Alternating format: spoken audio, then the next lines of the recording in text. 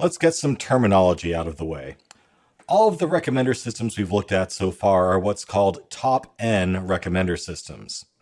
That means that their job is to produce a finite list of the best things to present to a given person.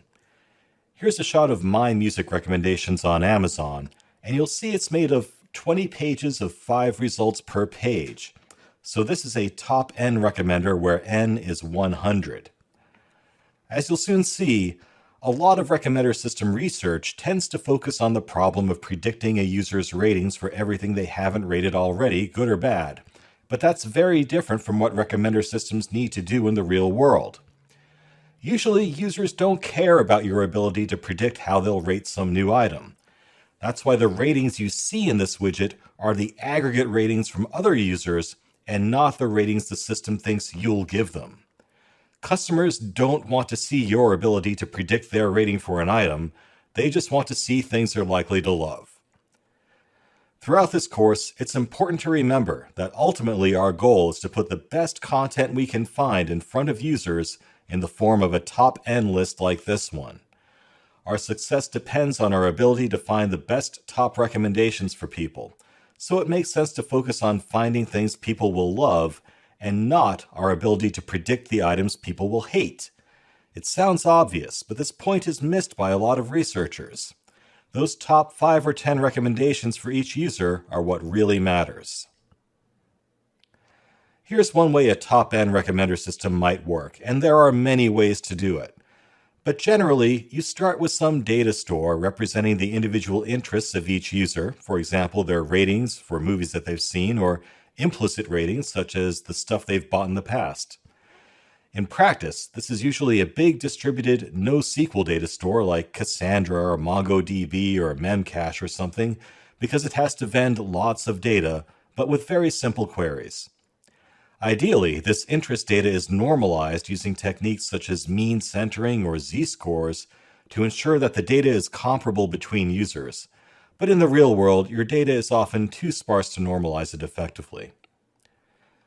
The first step is to generate recommendation candidates, items we think might be interesting to the user based on their past behavior. So the candidate generation phase might take all of the items the user indicated interest in before and consult another data store of items that are similar to those items based on aggregate behavior. Let's take an example. Let's say you're making recommendations for me. You might consult my database of individual interests and see that I've liked Star Trek stuff in the past. Based on everyone else's behavior, I know that people who like Star Trek also like Star Wars. So based on my interest in Star Trek, I might get some recommendation candidates that include Star Wars stuff. In the process of building up those recommendations, I might assign scores to each candidate based on how I rated the items they came from and how strong the similarities are between the item and the candidates that came from them. I might even filter out candidates at this stage if the score isn't high enough. Next, we move to candidate ranking. Many candidates will appear more than once and need to be combined together in some way, maybe boosting their score in the process since they keep coming up repeatedly. After that, it can just be a matter of sorting the resulting recommendation candidates by score to get our first cut at a top-N list of recommendations. Although much more complicated approaches exist, such as learning to rank, where machine learning is employed to find the optimal ranking of candidates at this stage. This ranking stage might also have access to more information about the recommendation candidates that it can use, such as average review scores, that can be used to boost results for highly rated or popular items, for example. Some filtering will be required before presenting the final sorted list of recommendation candidates to the user. This filtering stage is where we might eliminate recommendations for items the user has already rated, since we don't want to recommend things the user has already seen. We might also apply a stop list here to remove items that are potentially offensive to the user, or remove items that are below some minimum quality score or minimum rating threshold. It's also where we apply the N in top-N recommenders and cut things off if we have more results than we need. The output of the filtering stage is then handed off to your display layer, where a pretty widget of product recommendations is presented to the user.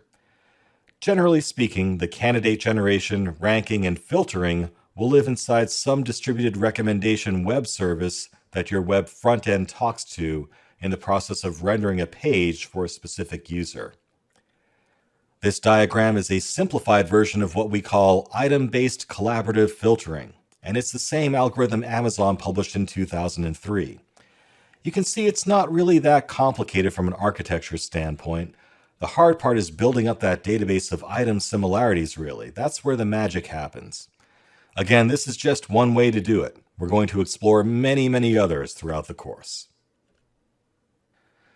Another architecture that's popular with researchers and that we'll see in this course is to build up a database ahead of time of predicted ratings of every item by every user. The candidate generation phase is then just retrieving all of the rating predictions for a given user for every item, and ranking is just a matter of sorting them. This requires you to look at every single item in your catalog for every single user, however, which isn't very efficient at runtime. In the previous slide, we only started with items the user actually liked and worked from there instead of looking at every item that exists. The reason we see this sort of architecture is because people like to measure themselves on how accurately they can predict ratings, good or bad. But as we'll see, that's not really the right thing to focus on in the real world.